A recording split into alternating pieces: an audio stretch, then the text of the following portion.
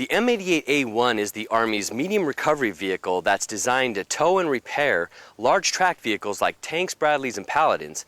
And when the M88 wears out and needs repair, it's sent here to Fort Benning to get reset and sent back out to the fight. We're saving the government a lot of money by having this program here. Monday through Friday, the south end of Lawson Airfield is a hornet's nest of activity, and the ITT crews with the M88 reset program do more before 9 a.m. than most people do all day. We run a below depot level reset program for the Army, which entails getting vehicles out of theater, which is Iraq, Kuwait, get them back here, do a PMCS, and get them up to 1020 standards. Once we receive them here at Benning, we go through them basically from the track up. That's power plant removal, being engine and transmission, final drives, wiring harnesses, everything else from auxiliary power unit to hydraulics. All the suspension components are replaced to either new or like new condition. This isn't your run-of-the-mill vehicle maintenance shop or an ordinary workload. These vehicles and their parts are massive and require big tools and maximum safety. The vehicle itself weighs approximately 56 tons, so that should tell you that everything that they change or replace on it is very heavy. You got to be careful. Because if you get somebody there that's not paying attention, it can be easily hurt.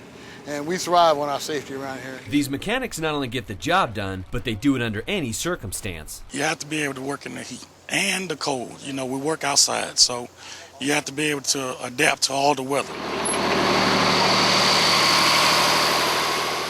This program resets 6 vehicles a month, fields them to our troops faster, and saves the U.S. Army quite a bit of money. The cost to purchase an M88 brand new is $2.8 million. For us to turn an M88 around and get it back out into an organization, going through reset here at Benning, saves them roughly $500,000 to $1 million on each M88. These crews work hard to ensure that the M88s are of the highest quality and guarantee their work, which is inspected at every stage of the process. By the time the equipment goes out here for fieldings, it's had at least 6 set of eyes on it from the QA side. Put out a quality product to the soldier out in the battlefield, because when they're out there in the war, we can't have a piece of equipment break down on them when they're out in the field. And at the end of every hard day's work, these mechanics know that all the blood, sweat, and tears they put in is ultimately for our soldiers who use these vehicles downrange. It's a hard job, but I love my job. It's gratifying to be able to do a job like this just for our country and the guys in service, and to make sure it's going to be right. When you're in this job, you have to put yourself in the soldier shoes. You don't want to send nothing out half. The soldier lives are in your hand out here, so you want to make sure everything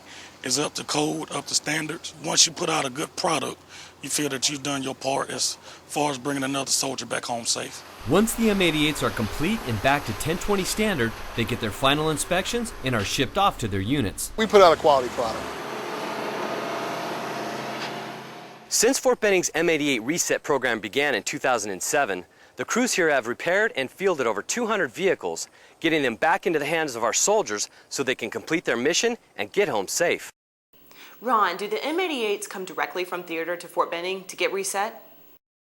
Yes, and it's mainly due to the op-tempo of the war and the extreme conditions in the deserts in Iraq and Kuwait. If units want to get more mileage out of their M88s, it's important that they pay attention to and do the routine maintenance that's required on their vehicles.